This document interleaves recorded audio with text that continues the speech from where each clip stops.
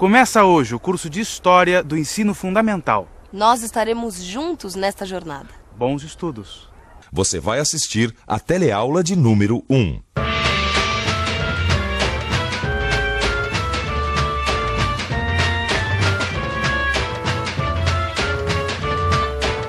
Que história é essa? Esse é o assunto dessa aula, hein? Ó, fica firme aí, que nós estamos saindo.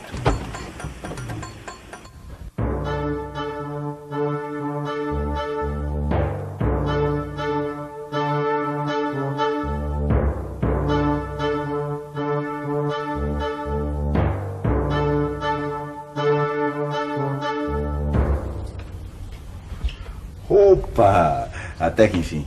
Pensei que você não viesse mais.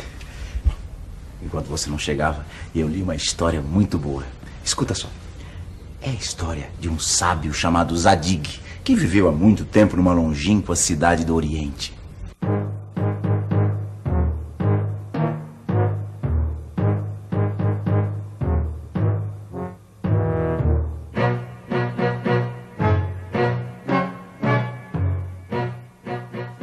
Cansado de sua vida e do seu casamento, Zadig foi para o campo e passou a se dedicar ao estudo da natureza.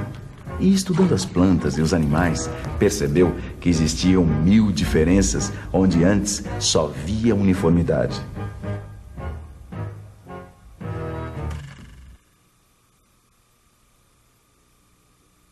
Um dia, andando por um bosque, Zadig foi abordado por 2 guardas.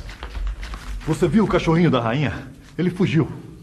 Não é um cachorrinho, é uma cachorrinha de caça, que acaba de dar cria há pouco tempo, manqueja da pata dianteira e tem umas orelhas muito compridas. Que alívio, então você a viu? Não, eu nem sabia que a rainha tinha uma cachorrinha. Pois é. Quando a rainha ficou sabendo da história, ela fez a mesma cara de interrogação dos 2 guardas. E o que você está fazendo agora? Como é que Zadig sabia tudo aquilo sobre a cachorrinha se ele nunca havia posto os olhos sobre ela? A rainha desconfiou e mandou chamar Zadig para que ele se explicasse. E ele se explicou. Bom, andando pelo bosque, eu vi as pegadas de um cachorro.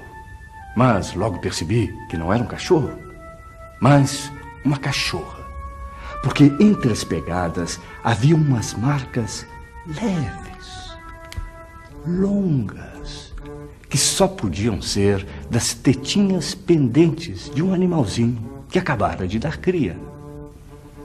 E tinha um outro detalhe. Ao lado das pegadas, tinha um outro tipo de marcas que deduzi serem feitas por orelhas muito compridas. Por fim, eu percebi que uma das patas deixava uma impressão menos clara na terra. Logo, a cadelinha mancava. Foi assim que eu descobri tudo. E o que essa história tem a ver com a história que a gente vai estudar?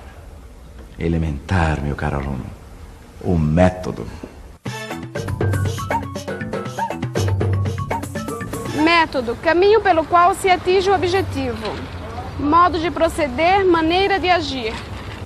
Você reparou o método que Zadig usava? Ele observava tudo com muita atenção e, através desse esforço minucioso, conseguia descobrir várias coisas partindo apenas de vestígios. Em palavras simples, o que o nosso sábio fazia era um verdadeiro trabalho de investigação.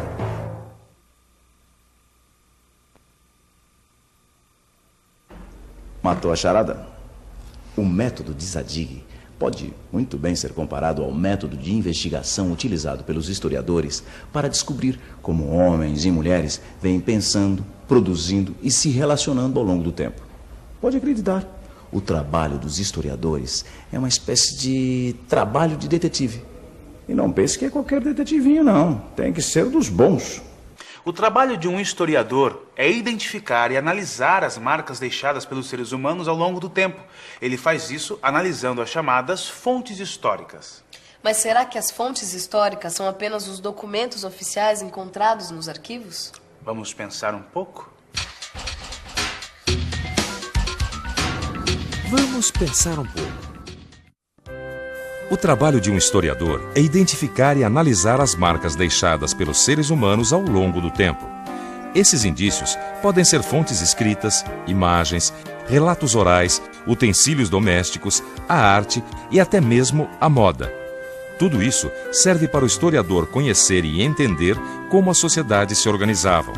Você mesmo pode sentir o gostinho de ser um historiador, investigando a história do seu bairro, da sua família ou da sua cidade. Você pode pesquisar em várias fontes históricas, por exemplo, as fotos antigas, a arquitetura e os monumentos da sua cidade, depoimentos dos moradores mais antigos. Tudo isso é um trabalho de historiador que você mesmo pode fazer. Todos somos seres históricos. Cada um de nós é um ser histórico. É um equívoco achar que a história só se faz com governantes importantes, com estrelas de cinema ou algo assim. Cada um de nós desempenha o seu papel. A história flui, ela está acontecendo a cada instante, a cada momento, inclusive no momento em que nós estamos vivendo. Sendo assim, cada um de nós é agente do processo histórico. Essa eu não sabia. Quer dizer que a gente é que faz a história? É. Eu achava que era uma coisa muito distante. Nada que distante que nada. Basta você dar uma voltinha em qualquer cidade brasileira, você vai estar rodeado de história. Olha assim, ó, tá vendo aquele prédio ali? Aquele da Faculdade de Direito? É, esse mesmo. Olha, uma vez eu deixei um passageiro aí, ele me contou que esse prédio foi construído há mais de 100 anos. E aí sabe o que funcionava? O Senado do Império. É, olha aqui, naquela praça ali do outro lado, ó, ali foi proclamada a República. É verdade, você tem razão. Então eu digo mais pra você, hein? Tudo que a gente é e vai ser tem a ver com a nossa história. A história é para um povo a mesma coisa que a memória é para uma pessoa. Você já imaginou você, sabe assim, com amnésia? Você não ia nem lembrar para onde está indo, não é verdade? É verdade. Mas o problema é que a história na cidade fica muito misturada. É difícil entender. Por isso que para estudar história você tem que ter duas coisas na cabeça: o tempo e o espaço. A história do Brasil é o eixo deste curso. E o Brasil que vamos conhecer está e sempre esteve conectado com um mundo de outros tempos e espaços. Um mundo que vai além das fronteiras do nosso país na América e abarca povos indígenas e os povos que nos formaram, como os portugueses e os africanos. Nosso tempo é o da chegada dos primeiros habitantes ao continente americano, por volta de 58 mil anos antes de Cristo até os dias de hoje. Por convenção, nós contamos a passagem do tempo tendo como marco zero o nascimento de Cristo. Assim, uma data anterior ao marco zero vem acompanhada da identificação AC, antes de Cristo. E sempre que uma data aparecer sozinha, sabemos que ela se refere ao período posterior ao nascimento de Cristo. Desde o nascimento de Cristo até hoje, são mais de 2000 anos de história. Os historiadores dividem o tempo em períodos chamados séculos. Cada século tem 100 anos. Para identificar os séculos, os historiadores utilizam os algarismos romanos.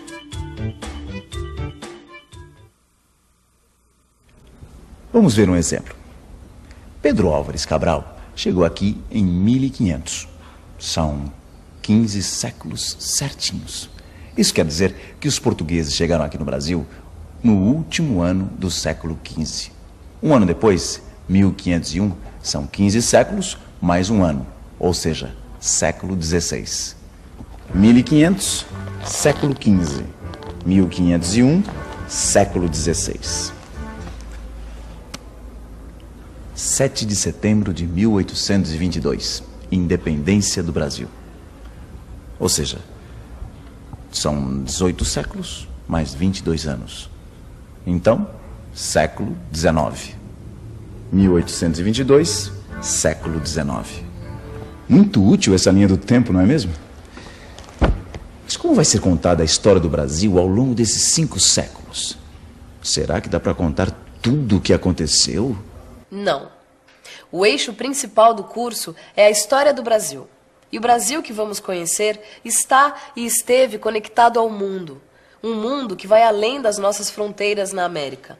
Abarca povos indígenas, portugueses e africanos. Durante o curso, nosso olhar atravessará oceanos, montanhas e florestas da América, conhecendo mais sobre povos aparentemente distantes de nós no tempo e no espaço. Na unidade 1, que se chama O Brasil na Construção de um Novo Mundo, vamos estudar a história dos povos indígenas da América, o seu encontro com os europeus no século XV e as relações que a partir dali se estabeleceram. Vamos saber também o que trouxe os portugueses ao Brasil e a importância dos povos da África e do Oriente na formação de Portugal. Na unidade 2, chamado Brasil e o Mundo Atlântico, compreenderemos como as navegações transoceânicas e as interações entre América e outros continentes modificaram uma ampla área do mundo entre os séculos 17 e 18. Veremos que no Brasil, as lutas dos escravos e a presença de indígenas, africanos e portugueses deram um formato totalmente original ao que viria a ser o nosso país. O Brasil republicano, raízes da modernidade. Esse é o título da unidade 3. Nessa unidade, estudaremos como o Brasil viveu a mudança da monarquia para a república logo após o fim da escravidão. O mundo vivia grandes transformações e os novos interesses europeus sobre a África, a Ásia e a América apareciam sob a forma de investimentos e implantação de relações de domínio. Na unidade 4, com o título O Brasil entre a democracia e o autoritarismo, veremos que a primeira metade do século XX foi um tempo de guerras no mundo. O Brasil viveu esse período como um tempo de participação política e questionamento da ordem social. No entanto, tanto no Brasil como no exterior, as forças da ordem resistiram duramente à realização dos projetos de liberdade e maior igualdade social. A unidade 5 do curso de História se chama O Brasil buscando novos caminhos no mundo globalizado. Nessa última unidade de História, compreenderemos como as grandes transformações ocorridas no final do século XX mudaram o mundo. O Brasil entrou no século XXI buscando um caminho para reduzir a desigualdade social e se transformando para participar ativamente do mundo globalizado. Um mundo cada vez mais próximo, conectado e atravessado pelas questões ambientais que desafiam a humanidade nos tempos contemporâneos. Mas estudar história não é só conhecer os fatos e eventos. A história é feita a cada instante por todos nós. Essa ideia de que a história é feita, né, por todos nós a cada instante é a própria trajetória de Betinho. Betinho não acreditava em Salvador da Pátria, ele não acreditava em nada de messianismo, embora ele fosse uma pessoa muito carismática, né, e acabou se tornando quase um líder messiânico nesse sentido, mas a aposta dele era na sociedade organizada, na mobilização, na participação, na cidadania. Para ele, uma palavra-chave era a questão da participação, questão fundamental. Ele achava que toda a solução de qualquer problema deveria partir da sociedade. Era a sociedade que tinha que questionar, reclamar, lutar, buscar e enfrentar as soluções. Não precisa ficar com água na boca, não. Nosso curso já começou. Eu até tenho uma ótima pergunta. Afinal, você entendeu que história é essa?